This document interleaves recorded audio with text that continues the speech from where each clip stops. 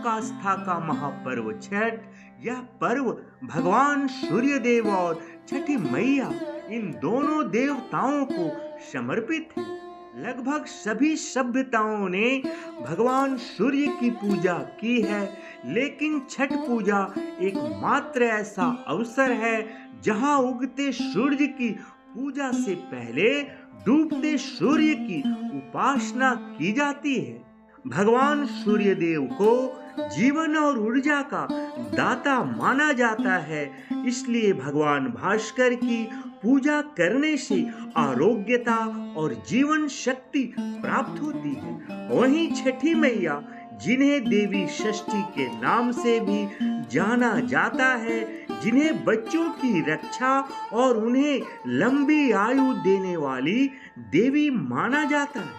छठ व्रत की सबसे बड़ी खासियत यह है कि इसमें व्रती चाहे महिलाएं या पुरुष हो, पूरे 36 घंटे तक निर्जला उपवास रखती है। ये बिना जल और अन्न ग्रहण किए भगवान सूर्य देव को 2 बार अर्घ्य देती है। पूरी शुद्धता और पवित्रता के साथ मनाया जाने वाला यह पर्व 4 दिनों तक चलता है। छठ पर्व की शुरुआत कार्तिक मास और चैत्र मास की चतुर्थी तिथि से होती है और समापन सप्तमी तिथि पर होती है। चतुर्थी तिथि यानी पहला दिन नहाय खाए। इस दिन व्रती किसी पवित्र नदी में या घर पर ही पानी में गंगा जल मिलाकर स्नान करके शुद्ध एवं सात्विक भोजन ग्रहण करते हैं। इनमें अरवा चावल की भात, चने की दाल और कद्दू की सब्जी प्रमुख होती है। दूसरा दिन खरना। इस दिन व्रती निर्जला उपवास रहते हुए सूर्यास्त के बाद छठ माता को प्रसाद का भोग लगाकर व्रत खोला जाता है और प्रसाद को परिवार एवं मित्र जनों में वितरित किया जाता है। तीसरा दिन संध्या अर्घ।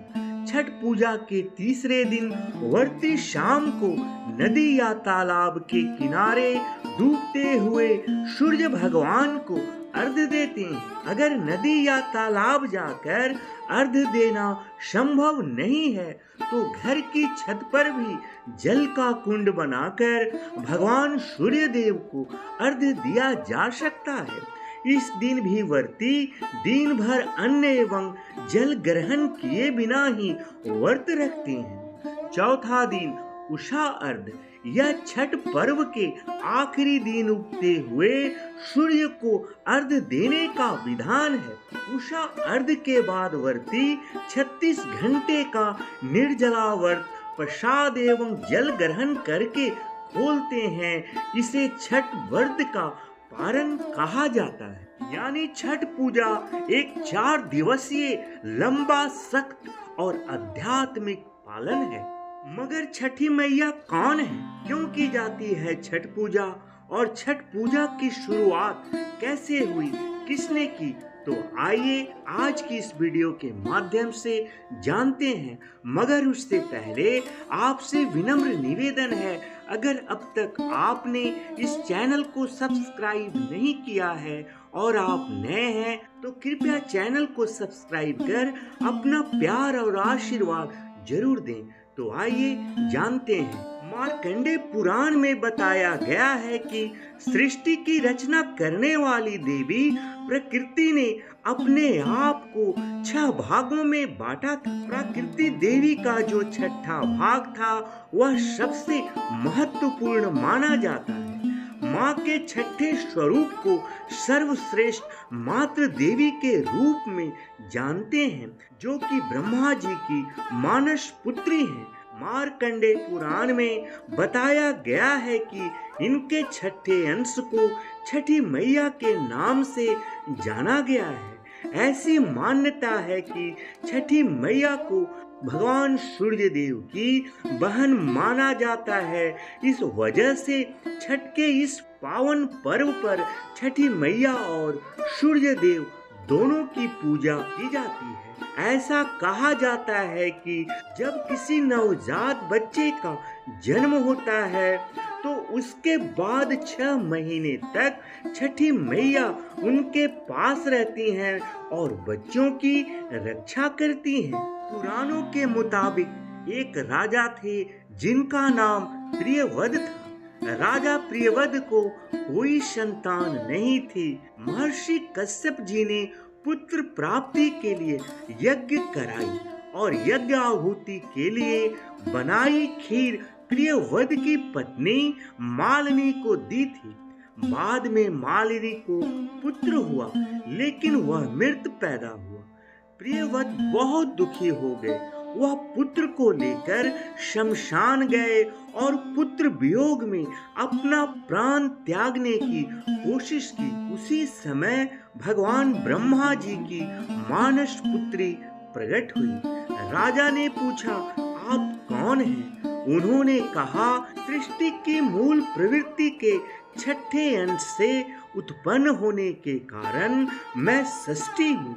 राजन, तुम मेरी पूजा करो और इसके लिए दूसरों को भी प्रेरित करो, तो तुम्हें इस दुख से मुक्ति मिल जाएगी। इसके बाद राजा ने पुत्र इच्छा से देवी षष्ठी का व्रत किया और उन्हें पुत्र रत्न की प्राप्ति हुई और तभी से षष्ठी यानी छठी मैया की पूजा होती चली आ रही है और निसंतान लोग संतान प्राप्ति की इच्छा से भी छठी मैया का व्रत कर रहे हैं। एक अन्य मान्यता के अनुसार छठ पर्व की शुरुआत महाभारत काल में हुई थी।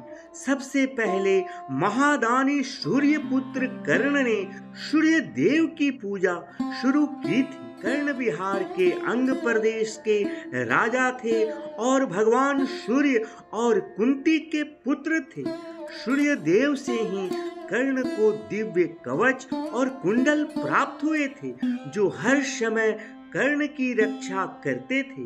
कर्ण भगवान भास्कर के परम भक्त थे और वह प्रतिदिन घंटों कमर तक पानी में खड़े होकर सूर्य को अर्घ्य देते थे। सूर्य की कृपा से ही वह महान योद्धा बने। आज भी छठ में अर्घ्य दान की यही परंपरा प्रचलित है। वहीं पौराणिक कथा के अनुसार माता सीता जी को सबसे पहले छठवर्ती के रूप में माना जाता है। कथा के अनुसार महर्षि मृदुल ने माता सीता को छठ व्रत करने को कहा था। आनंद रामायण के अनुसार जब भगवान श्री राम ने रावण का वध किए थे, तब राम जी पर ब्रह्म हत्या का पाप लगा था। इस हत्या से मुक्ति पाने के लिए कुल गुरु मुनि वशिष्ठ ने महर्षि मृदुल के साथ भगवान राम और माता सीता के पास भेजा था। भगवान श्री राम ने कष्टहरणी घाट पर यज्ञ करवाकर ब्रह्म हत्या के पाप से मुक्ति दिलाई थी। वहीं माता सीता को आश्रम में ही रहकर कार्तिक मास की षष्ठी तिथि को व्रत करने का आदेश दिया गया था। मान्यता है कि आज भी बिहार के मुंगेर मंदिर में माता देवी सीता के पैर के निशान मौजूद हैं। आशा करता हूँ यह वीडियो आपको जरूर अच्छी लगी होगी। अगर वीडियो अच्छी लगी हो तो वीडियो को लाइक और चैनल को सब्सक्राइब जरूर करें। आप स्वस्थ रहें। आप और आपके पूरे परिवार पर छठी मैया और भगवान सूर्य देव की कृपा सदैव बनी रहे। ऐसी शुभ मंगल कामनाओं के साथ वीडियो को विराम दे रहा हूँ। जय छठी मैया, जय आदित्य मल।